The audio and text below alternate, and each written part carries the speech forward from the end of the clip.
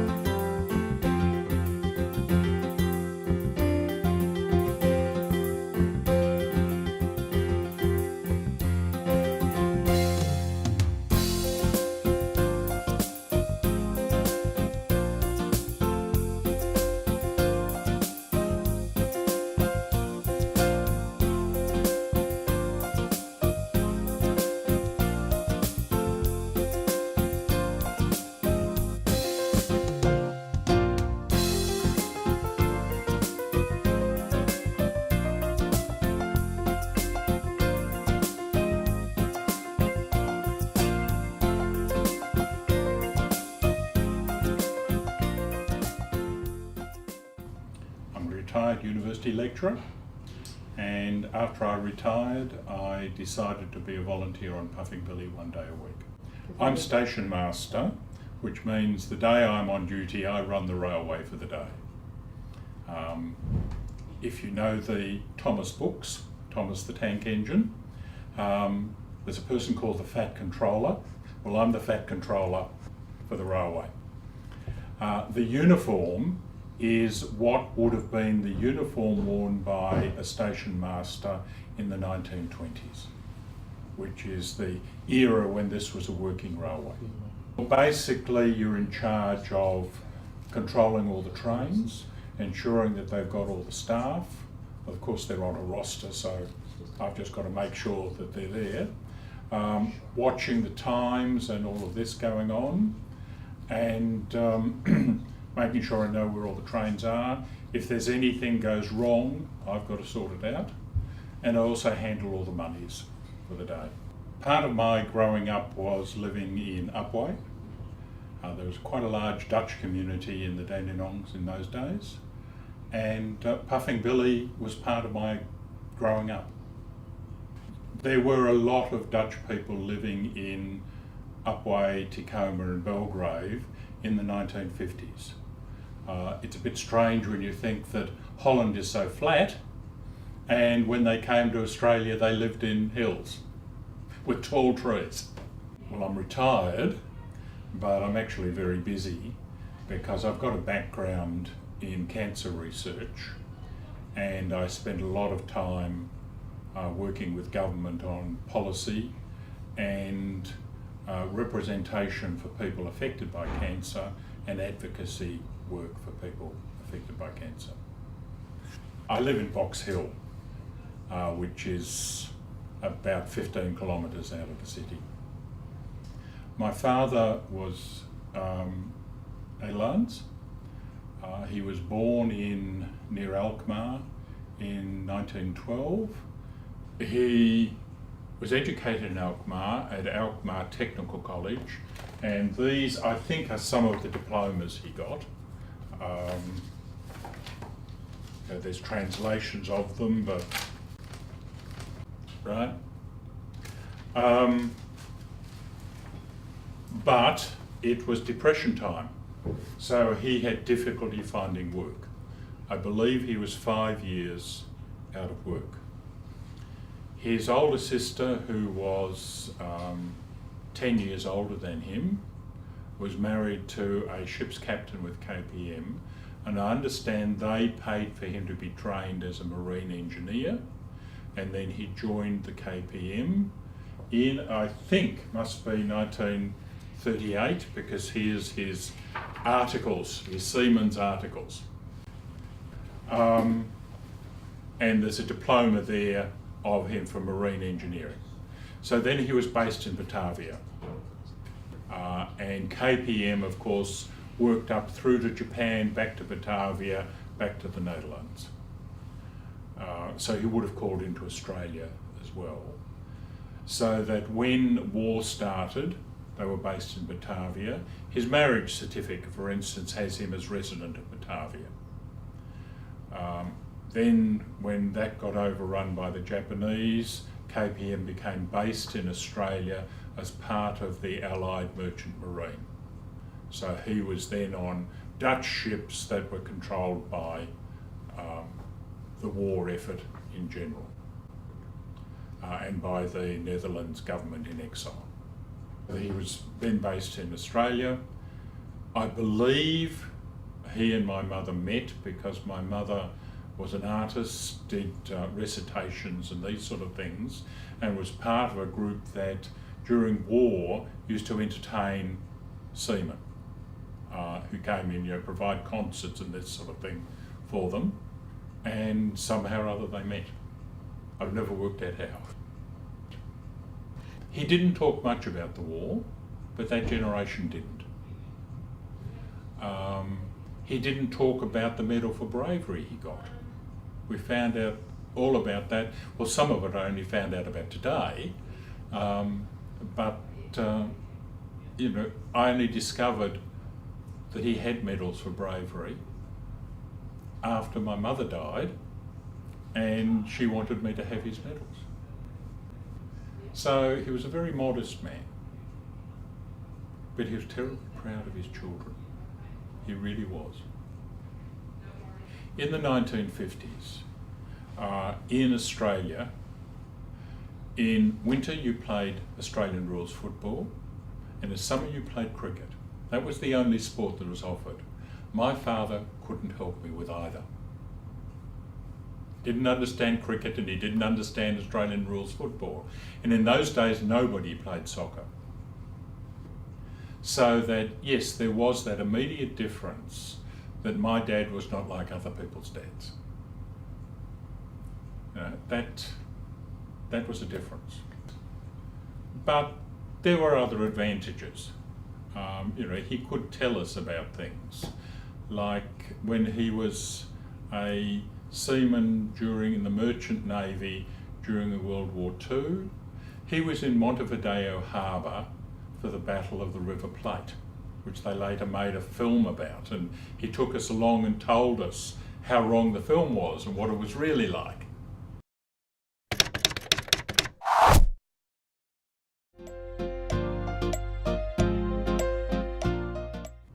As a little child, I went back to Holland.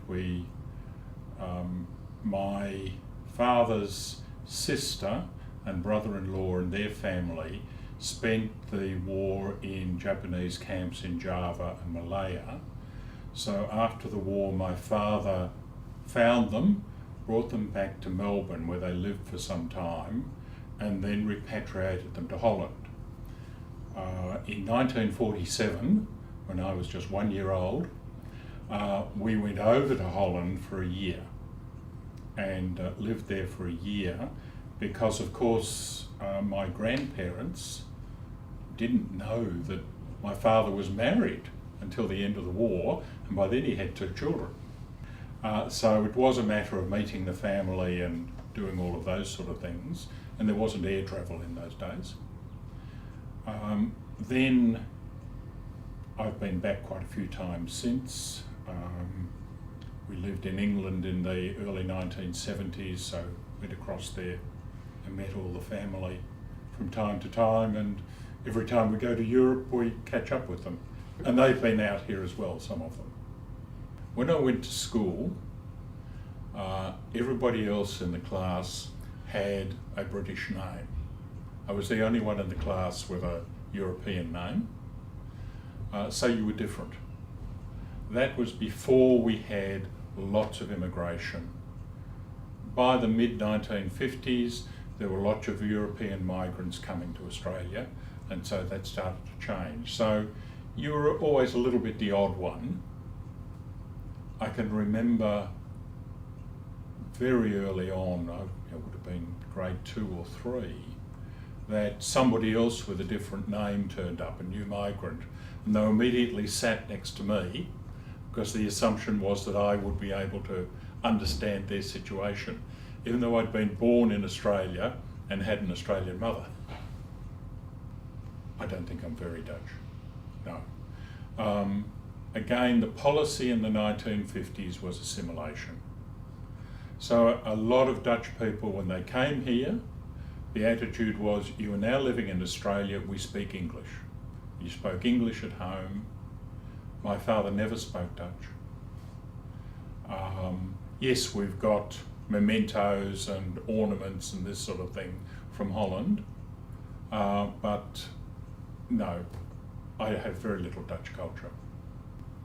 I just wish that I had been brought up multicultural. That didn't come into Australia until the 1970s.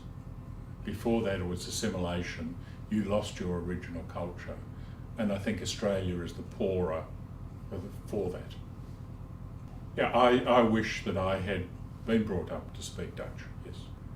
I think it would just enrich your life, give you an understanding of another culture, a greater understanding of some of your background. Interesting, my daughter identifies very strongly with the Dutch side of the family. Tonight she's going to Dutch language classes. She wants her children to be able to understand Dutch, so she takes them to a Dutch playgroup. So she connects very strongly with that. When she first went overseas about 12, 14 years ago, she was having some difficulty getting a work permit for England and Britain. And so I rang up the Dutch consul and said, can she get a work permit for the Netherlands? He had all my records on computer. I was amazed. Could tell me when I was born, when my father was naturalised, all this sort of thing. And he said, did you realise that when you were 21, you were eligible to take out Dutch citizenship? Well, I had known that. And he said, did you realise you had 10 years to make up your mind? And I said, no. That was under the rule of 1898, told me. So he said, technically, when your daughter was born, she was the daughter of a Dutch citizen married to an alien. So my wife likes the title alien. And so she was eligible for a Netherlands passport. So she holds one. She identifies strongly with that. Well, she's gone to Dutch classes and can read and speak a little. The boys are 3, but sometimes, if they don't want to do something, they'll say nay instead of no. So they've picked up that much. My father loved a rice tafel, and so if he could find somewhere that served a rice tafel, he would take us there. And I do like speculage.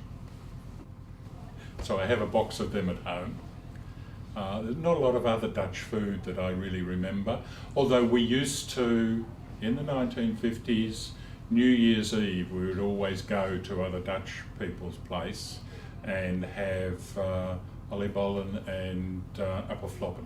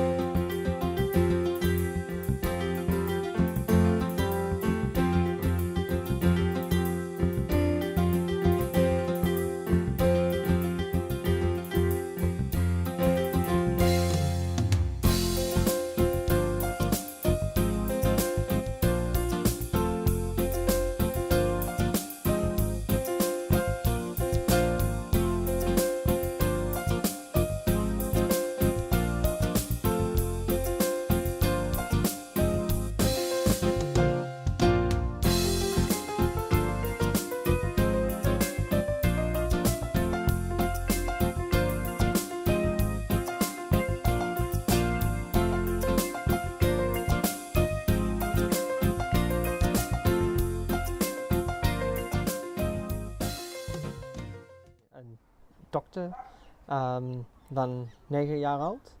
En een zoon, hij is 8 jaar oud. De eerste 2 of 3 jaar, ik heb alleen Nederlands gepraat naar hem. Ja. Maar ja, dan we weten dat zij hebben een autisme, zo we zeggen misschien alleen Engels. Zij praat, mijn dochter praat een klein beetje. Ja. Maar mijn zoon, hij is 8 jaar oud en hij praat niet zoveel. Nee. Een woord of zo, hier en daar. Wij praat een klein beetje sign, finish, En ook picture exchange Ja. gebruiken. Pictures met een woord.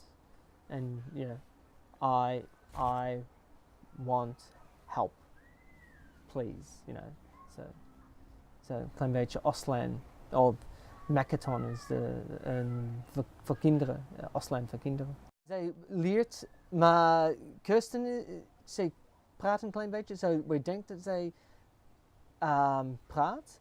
En we hebben ook naar een speech therapist gegaan. Zo voor de laatste 6 of 4 jaar. 5 of 6 jaar. Zo zij praat meer en meer. So fingers crossed.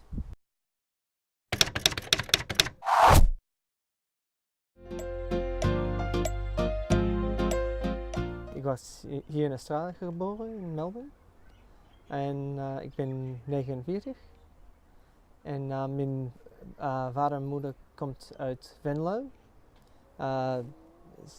55 of meer jaar geleden. In Keysborough is misschien 15, 20 kilometers van hier. Maar nu they wonen in Devon Hills. Okay. So, en mijn vader was een groenteboer. He was a blacksmith. Wat is de naam voor blacksmith? IJzerwerker. Fitter en turner. Ja. Yeah. En maar hij wilde een groenteboer, maar hij kan het niet zoveel in Nederland omdat de land is, land niet genoeg voor het in Venlo, so hij komt hier naar Australië. Ik heb een klein beetje gestutterd wanneer ik was een klein kind. En de dokter zegt, je moet alleen Engels naar hem praten. So mijn broer en ik hebben alleen Engels van mijn moeder en vader gepraat. Maar mijn oudere dokters praten alleen Nederlands. En dan, wanneer zij komt gaan naar school hier, zij heeft Engels geleerd. Ik doe het jaar 12 bij VSL, de Victorian School of Languages. Ja. So ik probeer het. Elke jaar they have niet zoveel mensen en they wil meer en meer.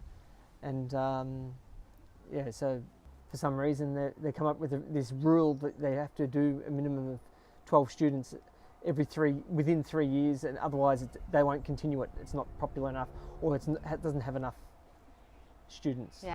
Ik denk misschien het is 12 kinderen dat doet het. En ik. De kinderen zijn kinderen dat woont in Nederland voor een paar jaar of zo, maar niet zoveel mensen dat waren hier in Australië geboren. En dan de ouders praten alleen Engels naar. Ja. Vind talen goed en leuk.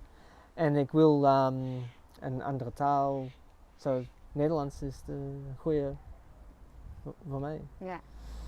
Ja, ik praat Nederlands en een klein beetje Engels. Ik kijk aan de BVN, is goed. Voor mijn taal. Het is leuk dat je kan sport en andere dingen, nieuws van Nederland. Ik denk misschien de de Nederlandse tv is meer serieus. En hier heb je politiek een klein beetje fluffy of soft, zacht.